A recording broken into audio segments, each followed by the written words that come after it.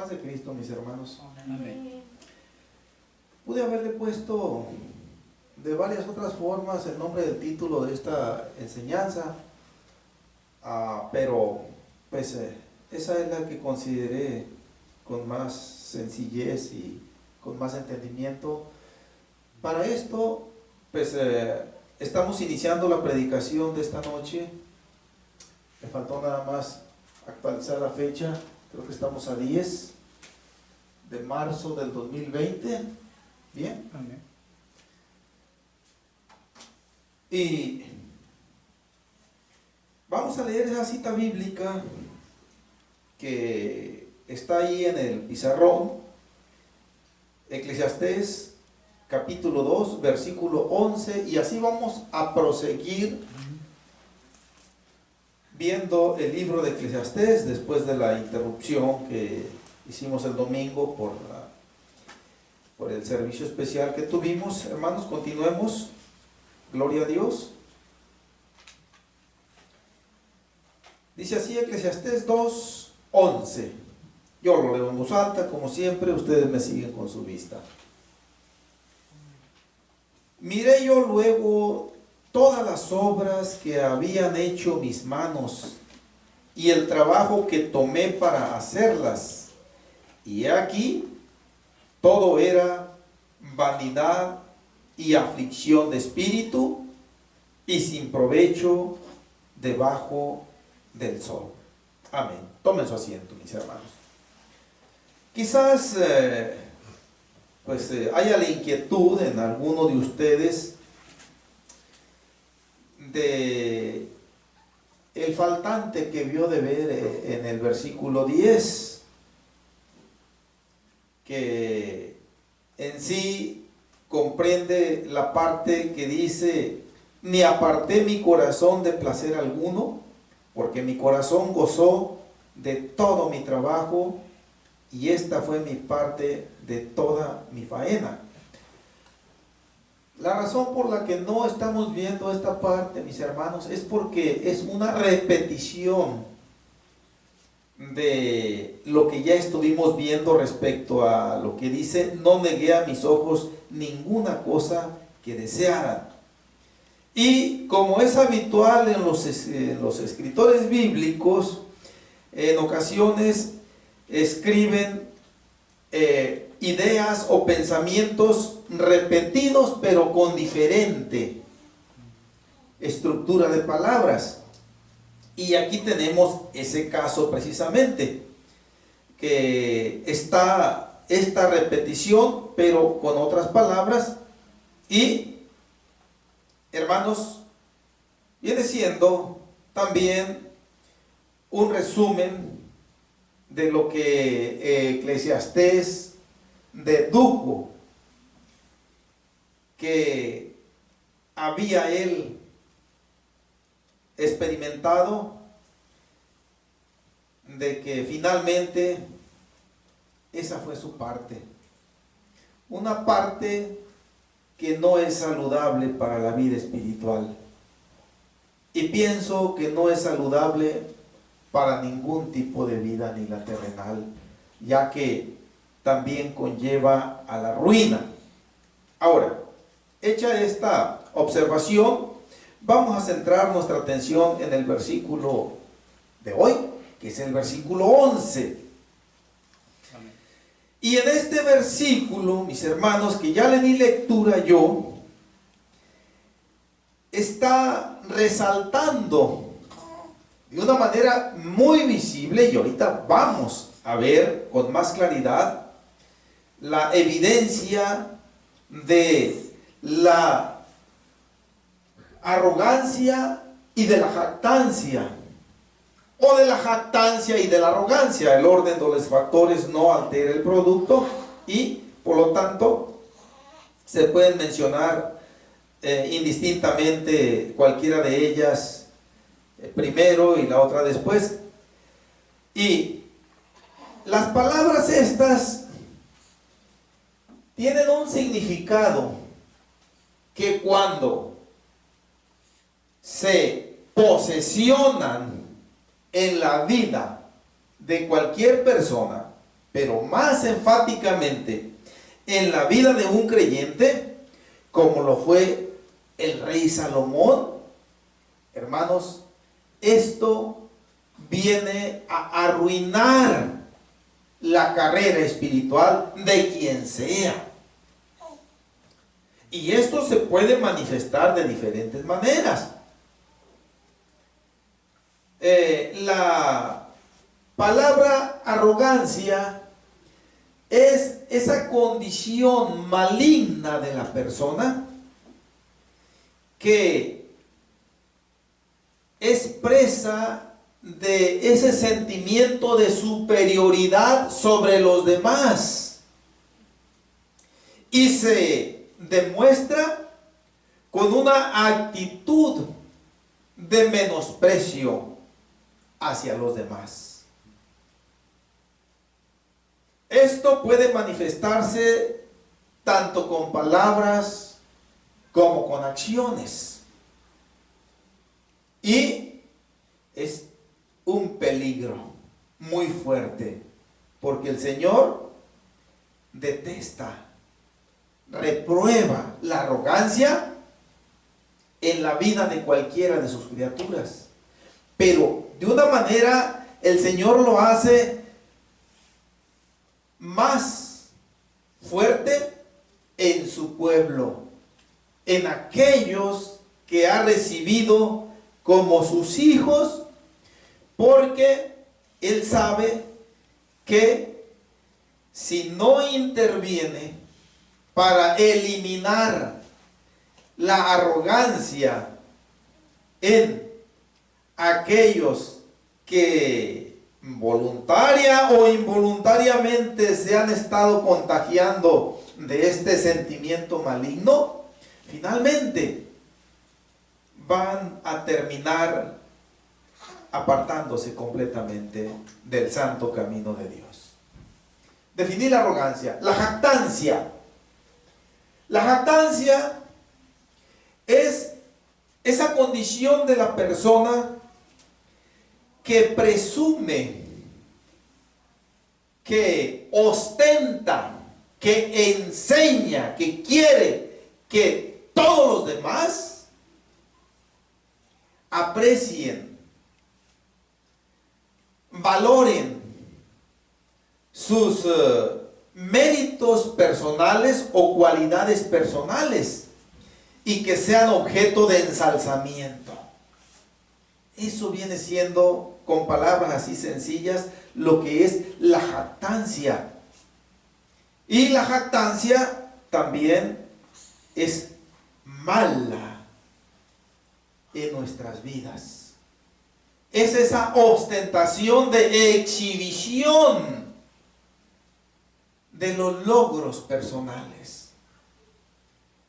Y esto, mis hermanos, pues tanto la una como la otra conllevan a la ruina espiritual, y nosotros tenemos que estar siempre alertas. Y yo voy a estar yendo a citas bíblicas para que nosotros tengamos más luz y detectemos con más claridad cuando la jactancia se está apoderando de nosotros. Porque esto puede entrar de una manera muy sutil, muy insensible. Y nosotros tenemos que estar alerta contra ello. La jactancia, la arrogancia es todo lo opuesto, lo contrario a la humildad, a la sencillez. Y cuando regularmente, como en el caso del rey Salomón, no frenamos nosotros ese sentimiento maligno, el Señor interviene para ayudarnos a desecharlo de nuestras vidas. Pero pues no es muy grato, mis hermanos, dentro de lo que cabe esto. ¿Por qué? Porque miren, El Señor cuando interviene, interviene para humillarnos hasta el polvo. Yo así con breves palabras les voy a platicar mi experiencia personal y enseguida vamos a meternos en la cita bíblica.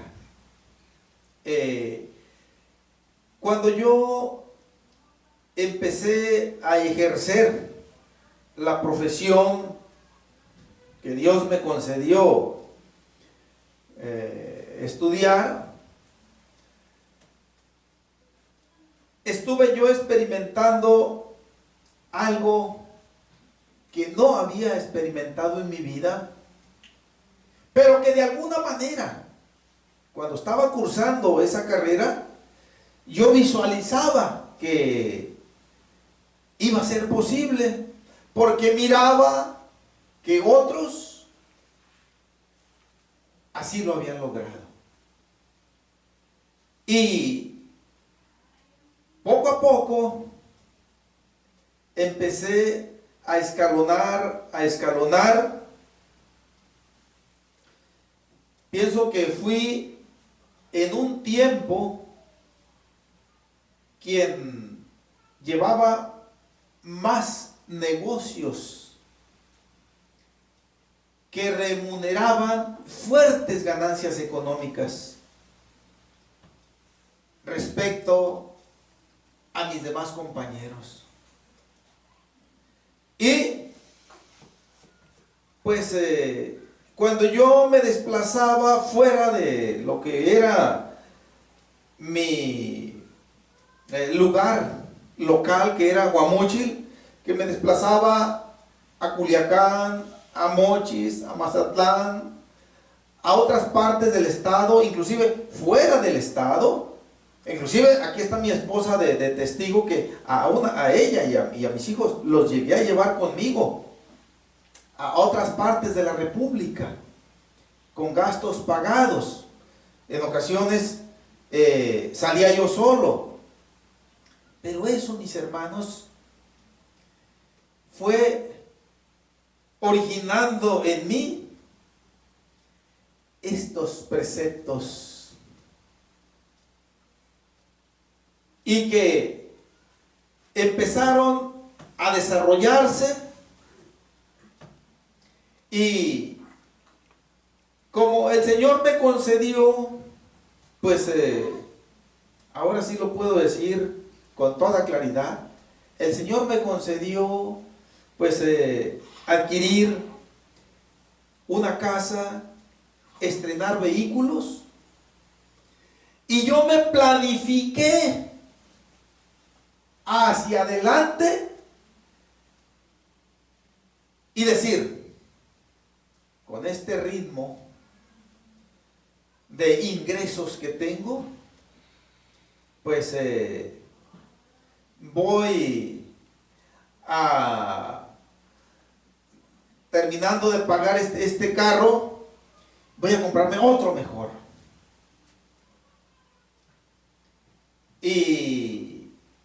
Y voy a hacer después este otro logro. Hermanos, y obviamente que al Señor eso no le agradó. Como no le agradó tampoco, y lo vamos a ver ahorita, de hecho ya lo hemos visto, esto que está expresando aquí el rey Salomón. ¿Por qué? Porque uno ya se está creyendo que las puede uno sin Dios, que uno se las puede entender sin el Señor. Y eso es muy malo, eso es muy peligroso. No pasó mucho tiempo, mis hermanos, yo ya les he dicho que dejaba de ir a algunos de los cultos, aún los cultos del domingo, por el alto volumen de trabajo que yo tenía. Y decía, esas 3 horas o ese determinado tiempo que voy a invertir aquí, lo puedo aprovechar para avanzar. Y el lunes ya tener esto listo, preparado. Y así seguía. Hasta que el Señor empezó a propiciar, fíjense bien mis hermanos, esto que sucedió el día de ayer, creo que, no sé si se enterarían, que se desplomó el precio del crudo, del petróleo, que los principales indicadores bursátiles o económicos a nivel mundial se pegaron una trastabillada bastante seria, y esto puso en alarma, puso en preocupación e hizo que perdiera la paz, obviamente la paz del mundo, prácticamente, cuando menos, toda la gente rica, todas esas personas que tienen fincada su confianza, su esperanza en las cosas materiales. Quizás muchos no durmieron, o durmieron con pesadillas, con sobresaltos, esperando a ver mañana cómo amanece esto, ¿no? Y digo en esas personas porque en un cristiano, al menos yo, me gocé cuando vi esto. Y no propiamente porque iba a causarle o le estaba causando ruina a la mayoría de los gobiernos de grandes capitalistas, no. ¿Saben por qué yo me gozaba, mi hermano? Porque de alguna manera, no puedo decirlo, mis hermanos, que lo he alcanzado en toda su dimensión, pero de alguna manera creo que hemos aprendido, nos hace falta mucho más todavía, hemos aprendido a confiar en la provisión de Dios. Y que esto que pasó, nosotros podemos ver que el Señor le dio una remecidita a este mundo. Una pequeña remecidita nada más. Y todas las monedas, la mayoría se vinieron abajo, se trastabillaron. Se devaluaron algunas. Entonces, el cristiano nunca debe depender de esas variantes tan volátiles. El cristiano siempre debe solidarizarse, cimentarse a cada día más y más en la contundente dependencia de Dios.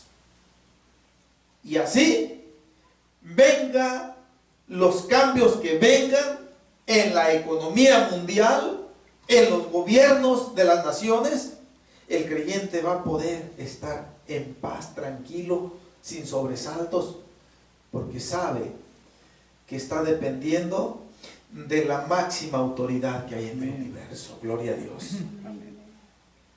Hermanos, entonces no pasó mucho tiempo cuando el Señor empezó a propiciar una fuerte crisis económica, cuando menos allí en México.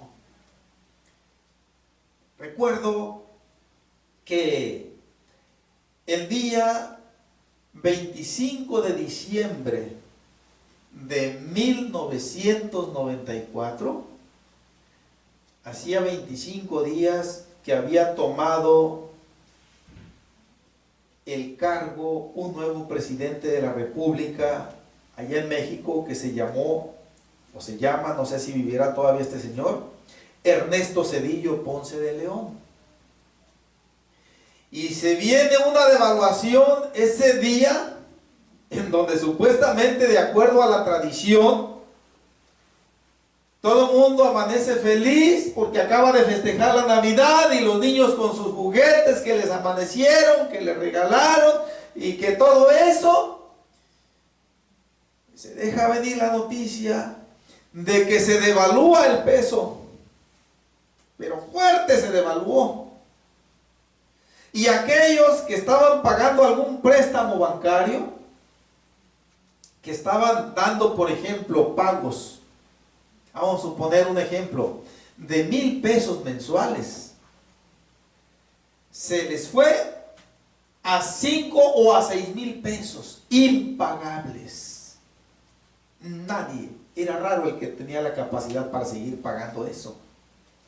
Se empezaron a perder propiedades que estaban en garantía con las instituciones de crédito, con los bancos, maquinaria, casas, terrenos, lotes de ganado.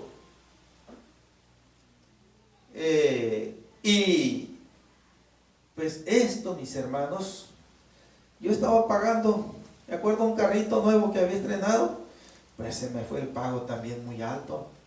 Pero esto ocasionó que la gente no pudiera pagarle a los bancos y que la gente no tuviera para pagar. Aunque hubieran tenido el ánimo y el deseo de pagar, no podía nadie pagar, porque se les fueron muy altos los pagos. Y se generó una crisis en donde el hermano Cayetano empezó a sentir poco a poco el faltante. Y todo aquello que había podido ahorrar empezó a irse para abajo, hasta el punto de no contar siquiera, creo que esto ya se lo he dicho alguna vez, ni siquiera para comprar 1 kilo de tortillas. Cuando el Señor, y esto lo tenemos en el libro de Job, obra de esta manera, lo primero que se nos puede ocurrir decir es por la mala administración del presidente, del gobernador, de X, Y, Z funcionario. Pero encima de todo eso está el Señor. Pero lo más importante, que el Señor muchas veces hace esto por un solo hombre. Y en este caso yo puedo decirlo, yo me miro en esto, por causa mía, por culpa mía. Y esto, mis hermanos, pues de por sí que espiritualmente yo ya me sentía muy mal, pues esto me entró, perdón, como una especie de confusión. Ese cambio tan radical, tan diferente, pues me desubicó. Pero yo me acordé de mi primer amor. Y afortunadamente, mis hermanos, puedo decirlo yo, el Señor, ahora sí puedo decirlo, fue el Señor el que me dio fuerzas para clamar a Él, para suplicar misericordia. Y el Señor la tuvo, pero no por eso dejó de aplicarme una fuerte disciplina. Y en esta disciplina estuvimos envueltos yo y mi familia, mi esposa y mis hijos. Y ahora yo puedo decirlo, ya pasó la disciplina, al menos es lo que yo pienso, es lo que yo siento en mi vida. Y el hecho de que sigamos aquí,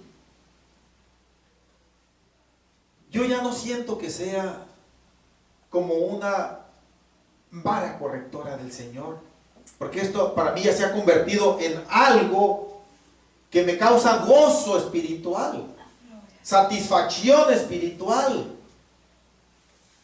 Y ahora yo puedo decirlo, hasta que el Señor quiera, nosotros vamos a continuar aquí. Hasta que el Señor determine que nosotros nos movamos, ya sea para casa o para otro lugar, entonces vamos a hacerlo.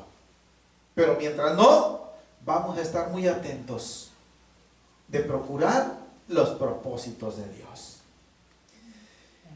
Bien, hermanos, ¿por qué yo les he dicho todo esto? Miren una vez más la literalidad de estas palabras. Miré yo luego todas las obras que habían hecho mis manos y el trabajo que tomé para hacerlas. Hasta ahí nada más. Notemos que aquí no se echa de ver ni siquiera tantito, que Dios está por encima de todo. Aquí prácticamente el predicador se está atribuyendo el mérito y la capacidad suficientes para él hacer todo lo que él quiera hacer.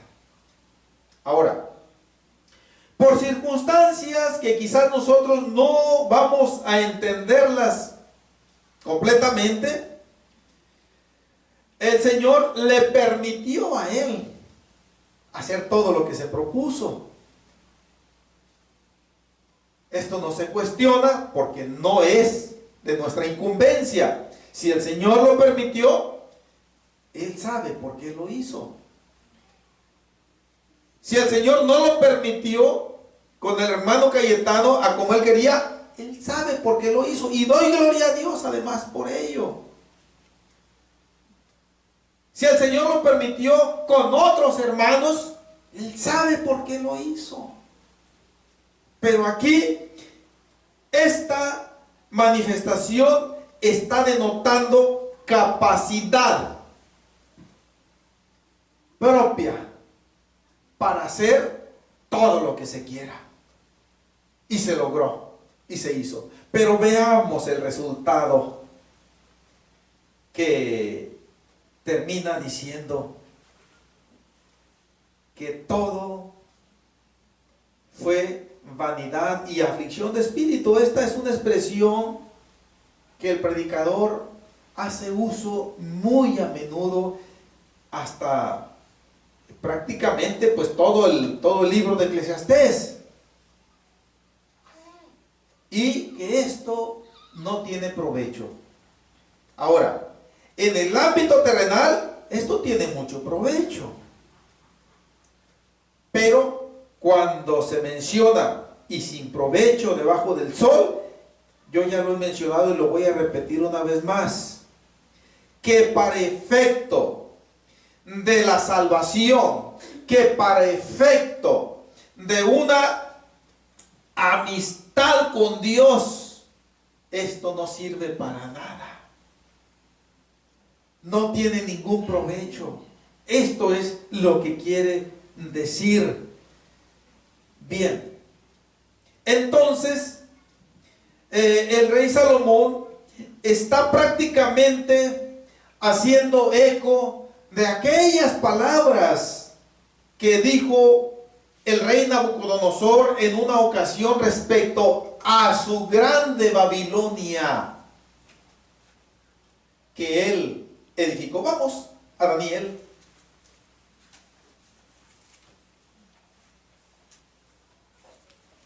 Aunque con otras palabras, pero el rey Nabucodonosor está diciendo lo que dijo Eclesiastés o lo que dijo el rey Salomón. Capítulo 4 de Daniel.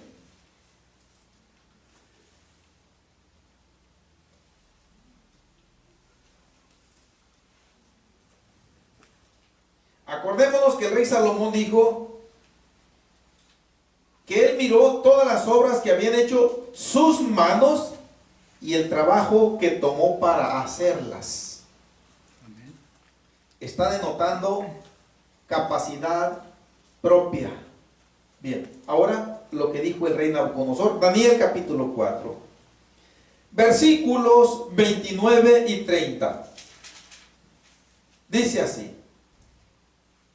al cabo de 12 meses, paseando en el palacio real de Babilonia, habló el rey y dijo: ¿no es esta la gran Babilonia que yo edifiqué para casa real con la fuerza de mi poder y para gloria de mi majestad?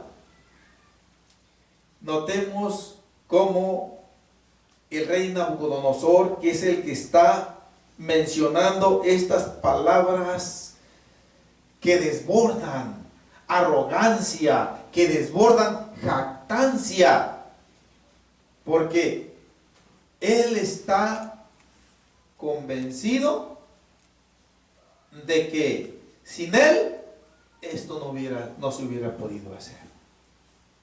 Y que si Babilonia alcanzó determinado esplendor, determinada condición de influencia política y militar en su tiempo, dijo el rey Nabucodonosor, es por mí. Sin mí, esto no existiera. Todo esto está implícito aquí en estas palabras del rey Nabucodonosor. El profeta Daniel hacía 12 meses, mis hermanos, porque notemos que el versículo 29 dice, al cabo de 12 meses. Al cabo de 12 meses, ¿qué? Si nosotros nos vamos a leer el resto del capítulo para atrás, nos vamos a dar cuenta de que el rey Nabucodonosor tuvo un sueño. En esta ocasión no se le olvidó el sueño como en la otra ocasión. En esta ocasión sí se acordó con mucha claridad y detalles de lo que había soñado. Y llamó a sus sabios, a sus astrólogos, a sus magos, a sus intelectuales, y les dijo el sueño. Y ni aún así se lo pudieron interpretar. Y no le quedó otra más que pues llamar a Daniel, al profeta Daniel. Y cuando el profeta Daniel viene ante el rey Nabucodonosor, le platica el sueño también. Y le dice, con palabras más o con palabras menos, porque no quiero, hermanos, leer tanto versículo que tenemos ahí atrás. Yo soñaba, dice, en mi sueño, veía yo un árbol muy grande que crecía y crecía, dice, y creció tanto, dice, que alcanzó a llegar hasta el cielo.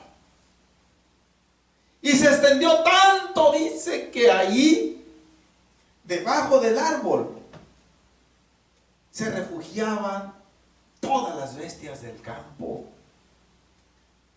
Ahí se abrigaban, sombreaban, y en sus ramas anidaban todas las aves del cielo. Y que de ese árbol se alimentaba toda carne,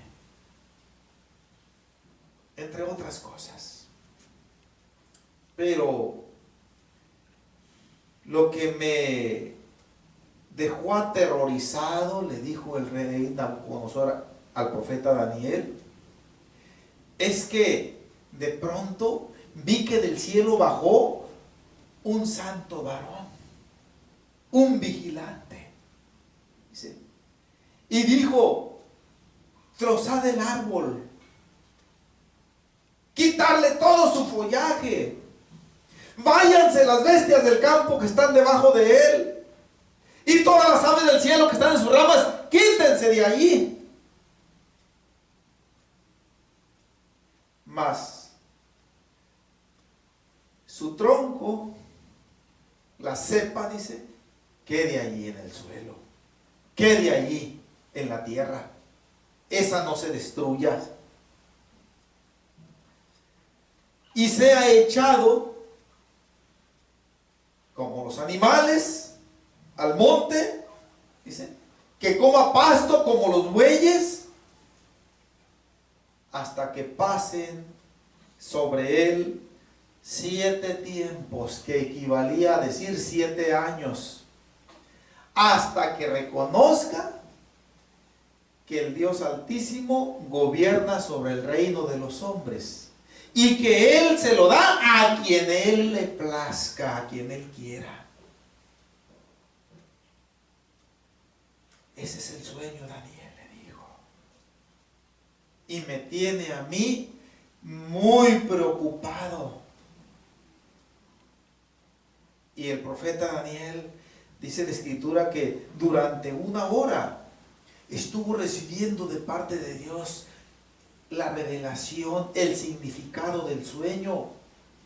Y parece ser que con cada revelación que el Señor le decía, todo esto que yo les estoy diciendo está implícito, no se va a encontrar en la literalidad de los versículos precedentes, pero está implícito ahí. Si el Señor le decía, las ramas significan esto, las bestias del campo significan esto, las aves del cielo significan esto, su follaje tan grande y su altura que llegó hasta el cielo significa esto, Daniel. Y dice que Daniel se quedaba prácticamente pues asombrado, se quedaba asustado, y en su rostro debió haberse reflejado todo esto. Hasta que el rey Nabucodonosor le dice: Daniel, no te espante, no te atemorice ni el sueño ni su interpretación. Como diciéndole: adelante, Daniel, yo sé que tú tienes la interpretación, dímela, Daniel, cualquiera que sea. Y el profeta Daniel empieza diciendo estas palabras: Rey, Señor mío, sea para tus enemigos el sueño y para los que mal te desean su interpretación. Y le empieza a decir: ese árbol que creció tanto, con ese hermoso follaje, en donde se abrigaban las bestias del campo y anidaban las aves del cielo, y toda carne se alimentaba. Eres tú, rey. El Señor te ha dado dominio, te ha dado potestad. Dios, en donde quiera. ¿Sí? Estamos buscando el grupo de AA. ¿Grupo de quién? De AA, Alcohólicos Anónimos. ¿No está aquí? No está aquí. ¿Les dieron esta dirección? Sí. Miren, entonces debe estar en alguna de las otras piezas que están ahí. Pueden buscar en donde vean un salón iluminado. Inclusive tienen que dar vuelta por allá. No sé si estén en el registro principal. Okay. Ahí lo pueden atender. Bueno, perdone. No, tengan cuidado. Gracias. Dios los bendiga. Hasta luego.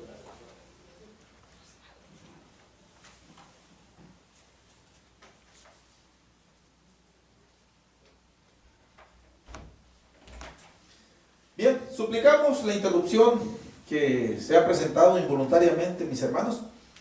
¿En dónde estábamos? Le dijo el profeta Daniel: tú eres ese árbol. Donde quiera que habita un ser humano, en donde quiera que hay bestias del campo y aves del cielo, Dios los ha entregado en tu mano, rey. Te has engrandecido, porque Dios te ha dado esa grandeza. Como diciéndole el profeta Daniel: no es porque tú seas muy listo, no es porque tú te las puedas de todas, rey. Es Dios a quien le ha placido enriquecerte con toda esa gloria. Pero ahora Dios ha cambiado de parecer. Dios ha determinado, y esto lo va a llevar a cabo, de que como tú te has curtido de arrogancia y de jactancia y has pensado que todo lo que has hecho lo has hecho por tu propia capacidad, cuando no es así, sino que es Dios el que te ha dado todo esto, pues ahora Dios te va a quitar todo lo que te ha dado. Te va a quitar tu realeza, esa hermosa corona de oro que traes en tu cabeza va a volar por el polvo de la tierra. Ese hermoso traje real que me vistes, vámonos para el suelo. Y como a los bueyes, como a los animales, te van a aventar para el monte, para los cerros, para los pastizales. Vas a comer hierba como los bueyes. Y esto va a durar 7 tiempos sobre ti. Dios, que sabe todas las cosas, ha determinado que es el tiempo que tú necesitas para que aprendas a reconocer de que tú no eres más que un puñado de polvo aquí en la tierra. Y de que si algo has logrado es porque Dios ha derramado esa gracia en ti. Y tú lo has menospreciado. Ahora termina diciéndole el profeta Daniel, mira, yo te voy a dar un consejo. Tus pecados redime con justicia. Tus iniquidades haciendo bien a los desprotegidos, a los desvalidos. Si quizás esto vaya a ser una pequeña prolongación de tu agonía, de tu ruina que te va a venir. Pero parece ser que el rey Nabucodonosor no entendió este consejo del profeta Daniel. Todo lo contrario. Al cabo de 12 meses, cuando el profeta Daniel le dio ese consejo, el profeta Daniel da media vuelta y se retira. El rey Nabucodonosor también continúa. Vamos a atrevernos a afirmar esto. Continúa su vida de arrogancia y de jactancia como si nada hubiera pasado. Quizás desestimó aquella revelación que Dios le dio a través del profeta Daniel. Quizás dijo, no, ¿cómo es posible que me vaya a pasar esto a mí?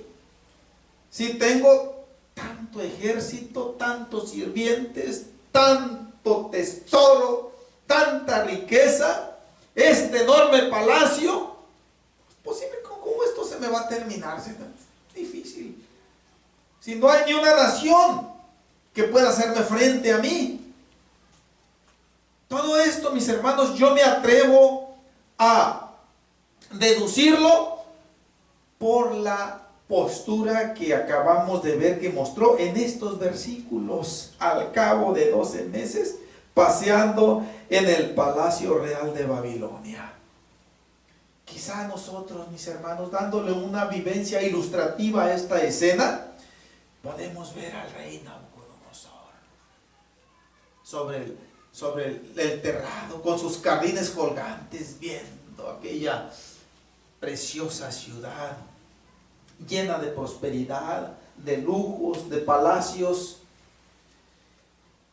diciendo, ¿no es esta la gran Babilonia que yo edifiqué para casa real con la fuerza de mi poder y para gloria de mi grandeza? Notemos, esta pregunta es de ese tipo de preguntas retóricas que tienen implícita la respuesta. Aquí no está contemplada la respuesta literal, pero aquí está, y la respuesta es sí. Yo la edifiqué con el poder que tengo para gloria de mi majestad. En otras palabras, si no fuera por mí, Babilonia fuera un pueblucho, fuera una ciudad sin atractivos. Y en ese mismo instante, el Señor le manda decir, si nosotros continuamos leyendo del versículo 31, vemos cómo el Señor le cumple. Vemos nosotros, mis hermanos, en esta ocasión, cómo el Señor entra en acción. En este caso, con el rey Nabucodonosor. De alguna manera, así entró en acción, aunque no tan drásticamente como con Nabucodonosor, también con el hermano Cayetano. Y esto es un mensaje espiritual para nosotros, hermanos, todos aquellos que no han experimentado la vara disciplinadora del Señor, no lo vayan a procurar, porque el Señor es experto en aplicar una disciplina que Él sabe que nos va a sanar. Pero esa disciplina, hermanos, nos va a hacer llorar, tanto literal como espiritualmente, como no nos imaginamos. No podría yo decir del rey Nabucodonosor, parece ser que no tuvo tiempo siquiera, porque dice el versículo 31, aún estaba la palabra en la boca del rey, cuando vino una voz del cielo, a ti se te dice, rey Nabucodonosor, el reino ha sido quitado de ti. Esta es una expresión tajante para decir, se te acabó, por lo pronto. Ahora hay que esperar 7 años. El tiempo durante el cual te va a servir para que reflexiones. Allá entre el monte, echado debajo de los matorrales quizás, bañado con el rocío del cielo. Si nosotros leemos más adelante, vamos a ver que le creció el cabello, dice, como las plumas de las aves. Las uñas le crecieron como las aves, como las águilas. ¿Sí? No se sabía que era el rey Nabucodonosor.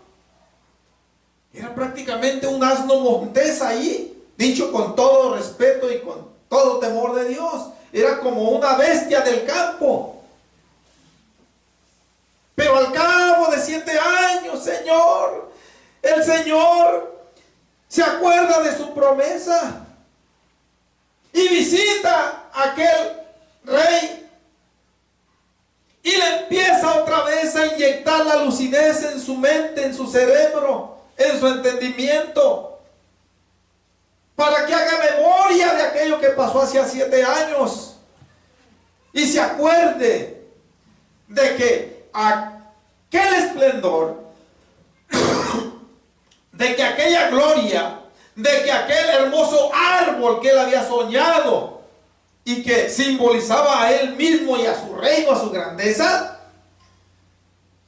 él no había podido ni siquiera hacer ni la microscópica parte de toda esa grandeza. Él reconoció de que todo había sido por obra de Dios. Y al final, vamos a leer el versículo 34, dice, mas al fin del tiempo, o sea, cuando pasaron los siete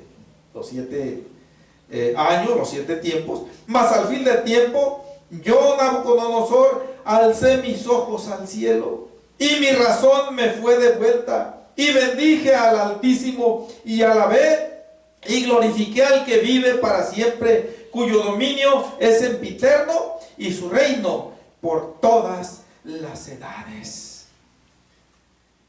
Este es el propósito que Dios persigue cuando disciplina a una de sus criaturas. Sí, que reconozcamos que somos, como dice un canto que cantamos en ocasiones, somos polvo y nada más. Y que si respiramos y que si tenemos algo en esta vida, es porque el Señor, en su gracia misericordiosa, le place proveérnoslo. Amén. Qué distantes están de la realidad esos grandes potentados a nivel mundial que son dueños de fuertes capitales, de pozos petroleros, que son son dueños de grandes factorías, de maquinarias, de diversos tipos de materiales, y decir como aquel joven rico: muchos bienes tienes, alma, para muchos años. Huélgate, disfrútalos, gózalos y no te preocupes. Cuando no sabemos que esta noche vienen a pedirnos nuestra alma. Vamos a dejar aquí la predicación, mis hermanos. Vamos a continuar viendo algo de esto. Ahora, el eco que no quiero que perdamos de vista, mis hermanos, es que venimos de Eclesiastés, en donde el rey Salomón da lugar para que nosotros nos prevengamos con estos mensajes espirituales. Que el hermano Cayetano nunca vaya a decir: yo tengo un gran victoria. ¡Ay, ese es carrazo! Lo tengo porque soy bien trabajador. No, qué miserable fuera el hermano Cayetano si dijera eso. Lo tengo porque Dios me lo ha permitido, porque Dios me ha dado fuerzas para trabajar, porque Dios ha hecho provisión económica para poder adquirirlo. Y esto, mis hermanos, yo creo que todos podemos apropiarnos de estos razonamientos, gloria a Dios. Definitivamente no somos dueños ni siquiera del aire que respiramos. El Señor lo fabrica y nos lo regala sin cobrarnos un solo cinco. Vamos a continuar viendo este pensamiento, esta línea de pensamiento en la próxima predicación, mis hermanos. Que Dios nos ayude, gloria a Dios. Vemos la ruina final que el rey Salomón tuvo, y el Señor nos previene para que nosotros no vayamos a terminar de esa manera. Y una de las circunstancias que nos vayan a ayudar es nunca tener el pensamiento de decir: todo lo que yo hice, todas las obras de mis manos, sino decir: todo lo que el Señor me ha permitido hacer o me ha concedido tener. Siempre, siempre mostrar esa ininterrumpida dependencia de Dios en nuestras vidas. Vamos orando, mis hermanos, y a pedirle a Dios